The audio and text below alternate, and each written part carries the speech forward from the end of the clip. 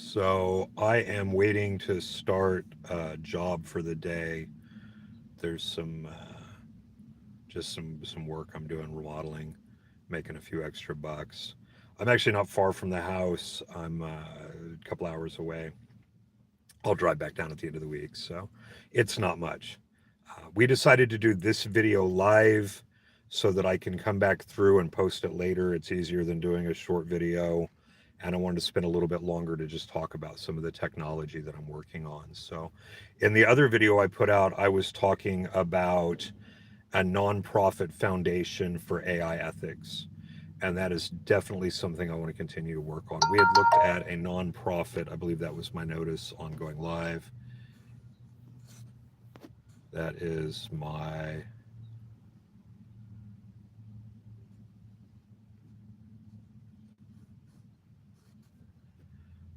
email there going live. So, one of the things we are looking at is some kind of foundation for AI ethics, research, responsibility. Um, are people using AI ethically? This is a really big problem right now.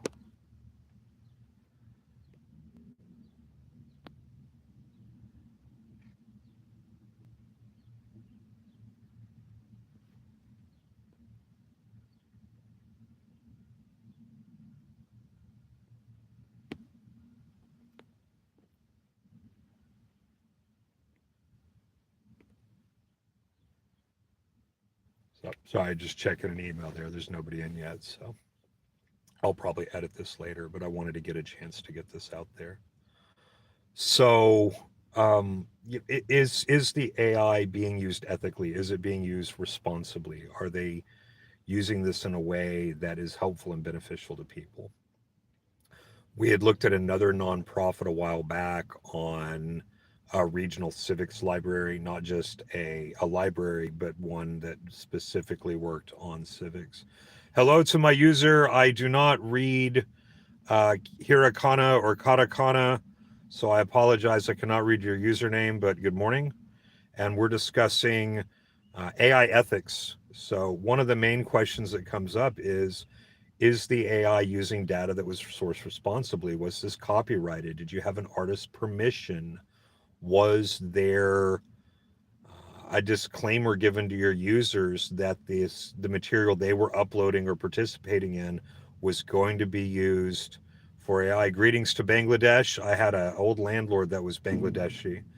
Um, so a Bakhtir, Mr. Bakhtir, was a nice guy, real fun guy. But not to get too far off topic here.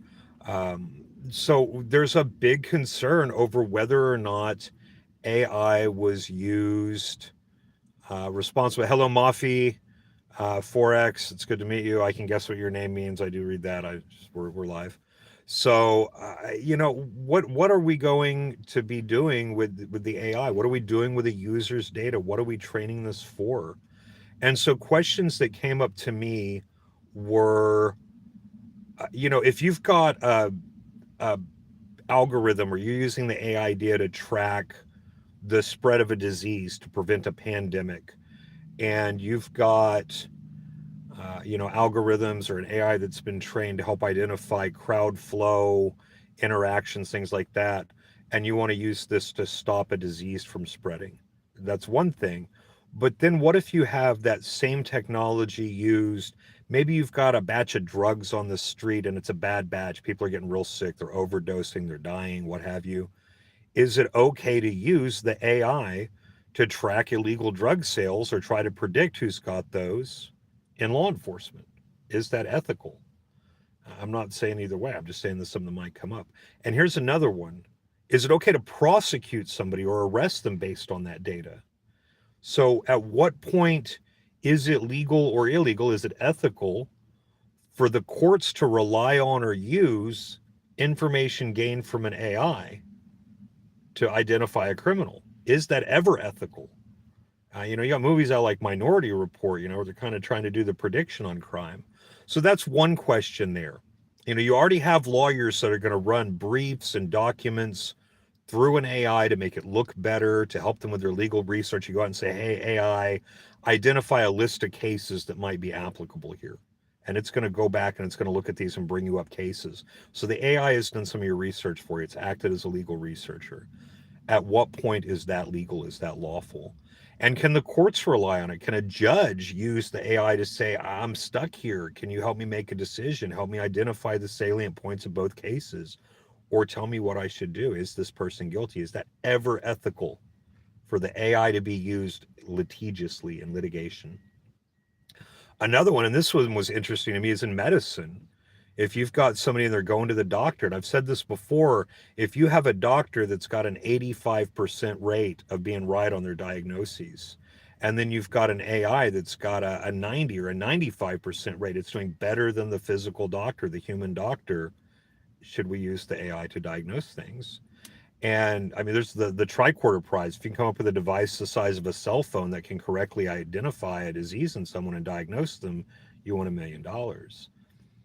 So at what point is it ethical? And I talked to somebody about this. Is I think it should almost be unethical not to, it should be criminal not to use the AI to try to identify diseases in someone. So those are, like I said, what are the uses of AI? How is it being applied?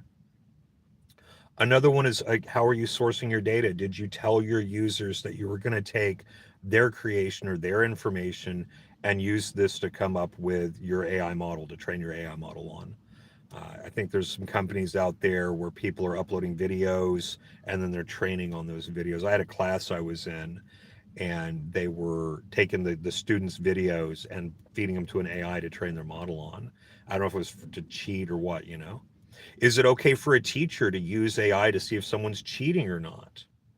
Is it okay for a teacher to grade someone based on what the AI says? I mean, I once got a grade because I used a wizard for an icon in a learning game, and somebody else, a student, graded my paper. They did student grading and they didn't like the wizard motif, and I got marked. I got a B in that class because they didn't like my motif, my use of a wizard.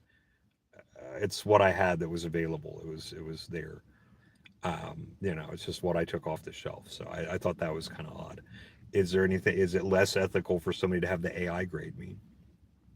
So the use of AI, what it's put to, how it's applied, and how you source your data are definitely important. And then another one would be, um, what are you doing as a company on your energy usage? So, or your resource usage. So that's one that comes up a lot. The data centers are using all this electricity. They're using all this water. They're going to be sucking up the water. They're going to be sucking up the electricity. There's brownouts. And so, can we go in? I worked at a company for a while. We were doing machines that detect cervical cancer, and it's slide machines and a whole bunch of diagnostic equipment there. And all of their cardboard got sold back to the city. I think it was Baltimore, and they incinerated it in their generators to make electricity. And so that reduced their waste, give them a zero waste rating. And so that would be something to come in and give a company a grade on, is their energy and resource utilization. Are they recycling their equipment? Are they auctioning it off? What happens to their computers when they're done using them? Who are they getting their computers from? That kind of thing. What kind of energy resources and natural resources are they using? So we're looking at starting a nonprofit sometime in the future, the next year, getting this going and having this set up so that there is a way to come in and give a company a grade on the sourcing of their data, the application of their model, and their resource utilization, maybe some other things as a whole, to go out to the different companies, whether it's Open This or Chat That or Anthro, whatever. I'm trying not to name too many names, but you get the idea. Each of these companies would go out and they would pay us a fee. That way we're privately funded. We're not having to rely on government grants. We're not having to take out of the public dole to do this. People would pay us to come in and give them a grade or an audit. So that's something I think is important to look at. Hardware AI is another one. There's a lot to be said for software AI and doing things at that level, but so much of this stuff is done With Python libraries, there's a ton of this stuff done using Python scripting code, and it's gluing together algorithms. These huge software stacks, Torch and Flow are the two big ones. I'm not endorsing either. And there's some other libraries, and there are low-level C libraries and whatnot. So, oh, I have, so, oh, it's trying to ask me to put in a sticker here. I thought somebody put up a thing. A morning ritual that gets me up for a good day. Well, I get onto YouTube and I talk about technology. Uh, if you look at some of my other videos, there's some of me walking around in the woods listening to birds. So, thanks YouTube for interrupting my flow. Uh, so something in here that I'd like to cover more of is, um,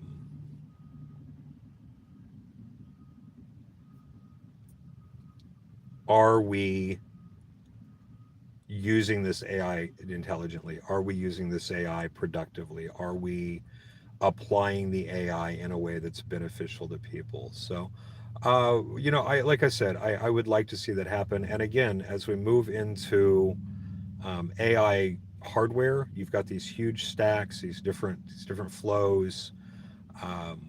Flow and Torch are the two big ones. I would like to see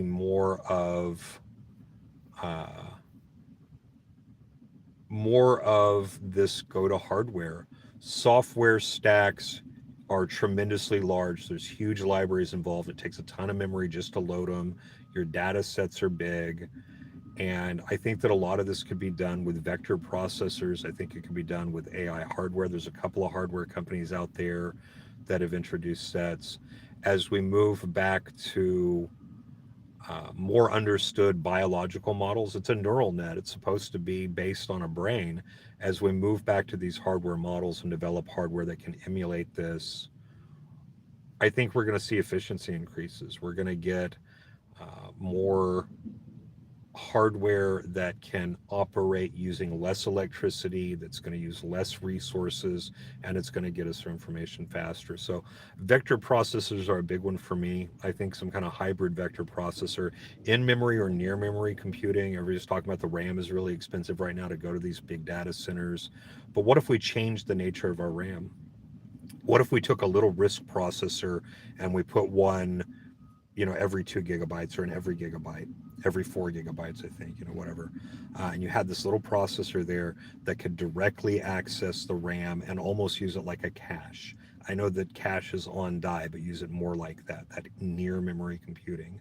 And that would be less complex processors that could maybe do a few less instructions, add less complications, a few less registers, but having them set up so that the RAM around them acted as those registers so that they were there to provide that functionality. And you're going to have less data flow. One of your biggest uses in computing is to move information to or from memory, to or from the processor. And if we're putting the processor closer, if we've got a broader memory access directly to the chip, so that your stack, your cache, your heap is all right there. And then you're not doing this long distance caching. You're not doing these long distance reads writes on RAM. You've got multiple operations being done in a row in sequence like a vector processor. You're going to have hardware efficiency increases, and that's going to reduce your energy resource utilization. So, in memory and near memory computing, vector processors, AI oriented hardware that's custom made, application specific circuits. I think these are all really important things to do. So, what kind of hardware is the company using? That'd be another grade they'd be on there. So, these are all things I would like to see better explored and better addressed as we get into quantum and quantum AI.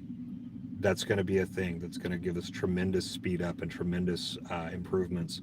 Again, what's the resource trade off? If you have to spend a ton of electricity to cool this and it takes more energy to maintain entanglement, did you get anything better than just using a bunch of little computers? So, at home and agentic AI, you've already got voice recognition, your home system, your Lex and your home, the Alphabet. They are going to have some AI in them anyway for voice recognition, for speech recognition, and so it kind of comes back to what are your agents going to be doing? How complex do you make these devices? How much of this is going to go on our phone? And how much of it's on the cloud? How much do we have to transmit this across a radio that uses electricity? Think about what your cell phone's using every day when you're scrolling all these radios. You're going to your radio tower, your cell phone tower. It's coming back to your phone. Remember, all GPS, all Wi-Fi, all cell phone signals are radio. They're not like your car radio station, but they are radio waves. And so that's something to consider there. Those take electricity, those take energy. And so we talk about resource utilization. How much is your cell phone burning up for you to look things up all the time? And so do we want on-device computing? Do we want on-device AI that's going to use less resources than would be to send this to a data center somewhere? So all things to consider when we look at AI ethics and responsibility, not just its resource use, but again, I kind of want to get back to application. There's a lot of things to consider there. Are we using the AI responsibly? What's our resource use? What's our utilization of this? So I got to get into work, everybody. I got the worst sneeze coming on. I'm going to jump off of here. So there it goes. Always in pairs. So, how is AI used? Are we using this to cure cancer? Are we using this to identify drugs for diseases that are going to cure diseases? Are we improving our crop rotation? Can we use the AI to help us understand what crops to plant in what order so that we get the most out of our soil without having to amend it all the time with expensive fertilizers? It takes a lot of money to make fertilizer. It takes a lot of energy to produce fertilizer.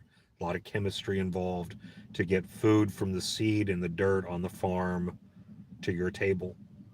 Whether it's meat, whether it's vegetables, whether it's processed, whether it's organic, they all take fertilizer of some kind. They all take farming equipment. Whether you're getting out there and doing it by hand, you had to feed all those people, you had to house all those people. So no matter what you look at, it takes energy to produce food. Can we use the AI to help us produce food more efficiently? There may be succession planting. Some plants affix things back to the soil. Can we use the AI to say, we'll plant potatoes and then this and then this in this order, and then chard or celery? What order we plant things in? And can we rotate these crops? What are our crop rotations to get the most out of our soil without having to go back and amend it with expensive fertilizers? And I don't just mean expensive monetarily, but the energy production on it, the resource production. Can we use the AI to help us with flow in our cities, traffic flow, so that we're using less, gasoline, our energy production? Can we optimize our wind farms using AI? Is there a good use of it there and its applicability? But again, that does bring me back to can you use this for medicine and can you use this for law? Will the AI help you? What if you get sick and you go to the doctor and they did use AI and then you were misdiagnosed by the AI? Who's responsible? Is it the doctor that used it? Is it the company that made it? Who's responsible for that? And so these are all things to be considered. And if there's never been a technology that law enforcement hasn't put to use to make their jobs easier too. So is law enforcement going out there, are they using the AI to identify criminals, or where they're moving to, or where they're hiding things at, where the flow of drugs or cash or contraband, whatever, illegal guns are going? Can we use the AI to help us stop human trafficking? These are all things that are there. And then the last one I want to hit on is AI for education. You have some studies out there that are going on, I read recently, that show people love the AI because it's affirming to them, it makes them feel positive, it gives them kudos, but they're not really critically thinking anymore. It's doing the work for them. So can we use the AI to create a teacher, a tutor that says this student has weaknesses in topic A, B, and C, but in D through G, they're doing great? Can we have it come in and target the things that they're doing well at and play on their strengths in other subjects to help them, to give them better resources and better education. So I've got to get in. I've got a job I've got to do here, and it's starting to pick up behind me. They're getting to beep and buzz with the equipment. I've been on for 20 minutes. I will have more of these. I'll do them regularly. Thank you to everybody that tuned in. I appreciate you joining me for the live for this tech talk, and we will discuss responsibility in artificial intelligence and sourcing of data later. I hope to see you all again. You guys have a good morning. I got to get into work. I'll see you. Hey, YouTube.